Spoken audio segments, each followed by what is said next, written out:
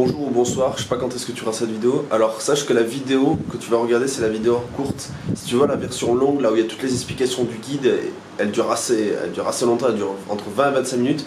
Mais là où il détaille vraiment et il explique vraiment beaucoup de choses sur la jungle, tu peux aller te retrouver le lien qui doit être genre là ou là, je sais plus exactement. Et de toute façon, je te le mets en copie sur la description. Maintenant, enjoy la vidéo. Nous voilà dans la jungle du parc national de Katienne. Bonjour monsieur, vous n'êtes pas trop fatigué? Non, ça va. Donc on arrive à Katienne hier en début d'après-midi, on s'est reposé parce que ça faisait 2 jours qu'on roulait à fond.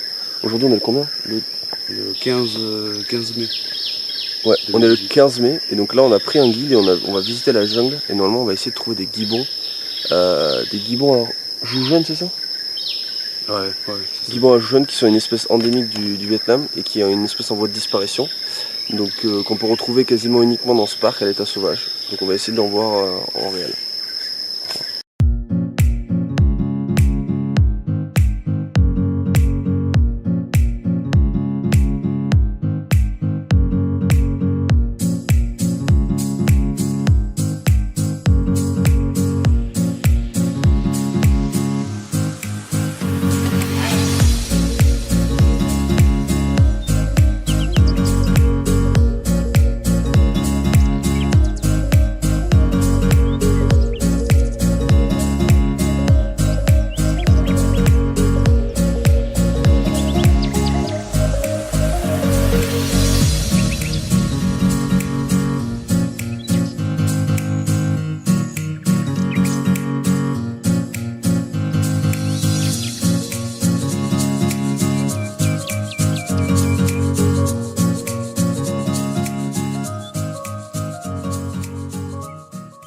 Pour vous situer, lors de la guerre du Vietnam, ça se passait exactement comme ça.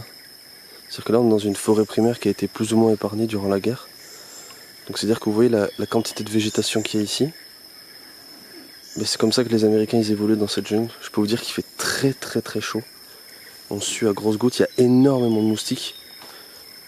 Donc ça vous laisse imaginer un peu la difficulté et la facilité qu'avaient les Vietcong à se cacher dans cette jungle, qui eux la connaissaient alors que les Américains c'était pas du tout leur cas. Et encore là on est sur des sentiers qui sont plus ou moins décidés, donc c'est à dire que c'est encore un peu dégagé. Mais d'après notre guide, il y a des endroits où c'est complètement fouillis, il faut passer à la machette. Donc on vient nous l'expliquer à notre guide, on va essayer ce qu'il nous a proposé, c'est-à-dire le câlin aux arbres ou le tree hug, un truc comme ça. Apparemment en faisant ça à peu près 5 minutes par jour, ça vous met en super forme et bon, écoutez, on tente ça et je vous donne ma réponse dans 5 minutes.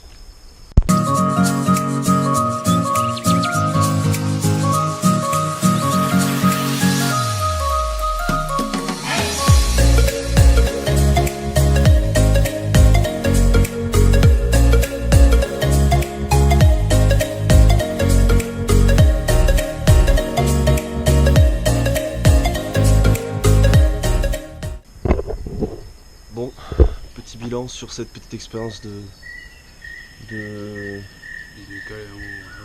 câlin aux arbres. Moi j'ai bien aimé, franchement. Ça paraît un peu bizarre au début, voire un peu stupide. Mais finalement, on se pose contre l'arbre. Tu t'endors. Ouais. Non, c'est vrai, l'arbre il est frais, il est doux. Georges est doux. Georges est frais. Genre, on se pose tranquille, on ferme les yeux et puis finalement on s'endort. Moi j'ai des fourmis qui commencent à monter dessus, je m'en rendais même pas compte. C'est assez singulier comme expérience. A few moments later. En fait ce que vous voyez là c'est qu'il y a un arbre dans un arbre. En fait le ficus il a poussé autour de l'arbre, il l'a enroulé, ça s'appelle un ficus amoureux ou un truc comme ça. Et en fait il l'a complètement asphyxié, complètement tué, il l'a complètement absorbé. C'est fou, franchement c'est fou.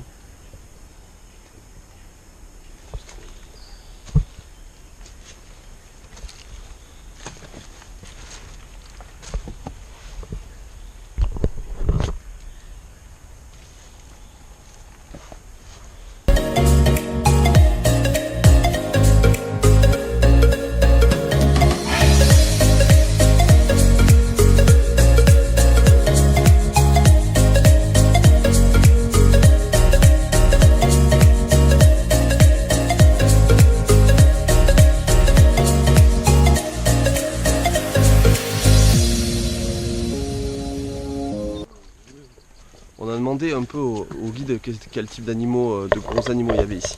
Il nous a dit qu'il y avait des tigres, bon, à une cinquantaine de kilomètres de là où on se trouve.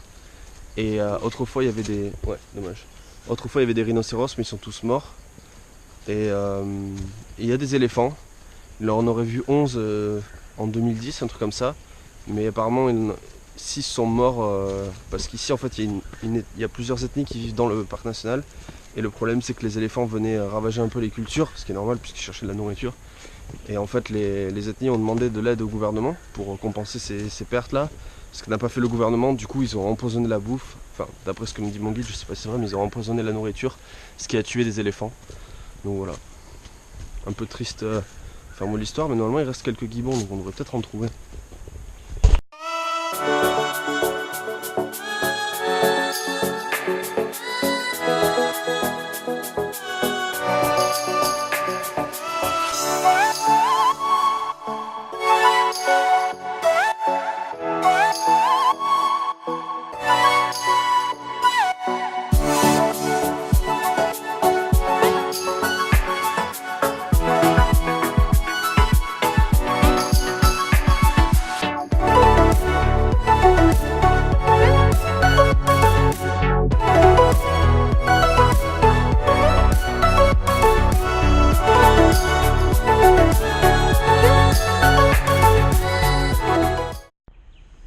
Les sangsues, les premières sangsues qu'on voit,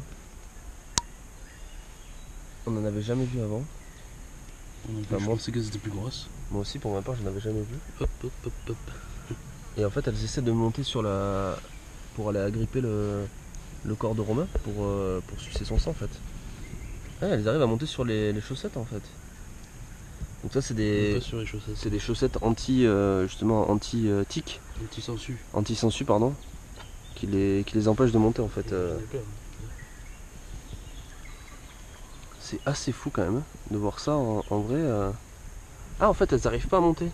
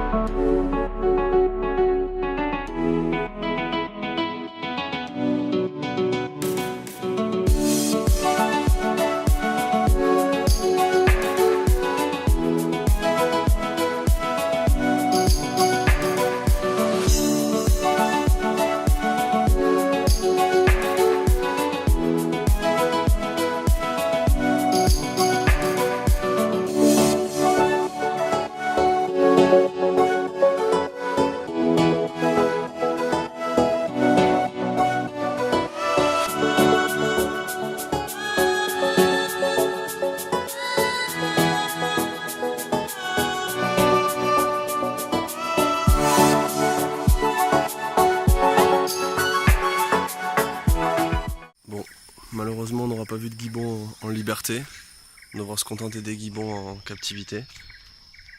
Alors il faut savoir que c'est une espèce endémique du Vietnam, donc le gibbon à joue jaune, je crois que c'est comme ça qu'on l'appelle. Et en fait c'est super drôle à voir. Allez, tellement fun. Bon je sais que ça fait mal au cœur de voir des animaux en cage, mais bon, on va dire que c'est plus pour leur... Là c'est plus pour leur sécurité puisqu'ils se font braconner, énormément braconner. Puisque c'est des espèces rares et en fait beaucoup de braconniers les capturent pour... en fait parce que ils sont à base de beaucoup de recettes traditionnelles chinoises, de médecine chinoise et des choses comme ça. Du coup ils les tuent pour les récupérer. Comme là on peut voir il y a une espèce de petit singe dans cet autre enclos. Et en fait ce singe... il lui arrache les dents qui contiennent du venin, ce qui fait que le singe peut plus du tout revenir en liberté, parce que s'il revenait en liberté, en fait, il serait pas capable de chasser et de trouver sa propre nourriture. Du coup, il les garde ici, même si bon, c'est pas le top. Et là, je sais pas si vous voyez, mais il y a un petit ours, c'est Balou. Balou du livre de la jungle. Alors comme vous voyez, ils ont des enclos légèrement plus grands, hein. Ils s'étendent jusqu'à tout au fond. Mais lui c'est pareil, on le braconne pour plusieurs raisons. Et donc on est obligé de le garder ici. J'ai lu que bon, les enclos étaient pas top et que franchement ils pourraient être mieux, mais que faute de moyens, on les met dans ces cages. Il faut essayer de comprendre que je pense que c'est peut-être une des rares fois où mettre des animaux en cage c'est justifié. Puisqu'en l'occurrence sans ça, il se faudra braconner. On a cherché pendant près de 4 heures les gibbons, on les a pas trouvés, pourtant on les a entendus, on a vu des arbres bouger, mais...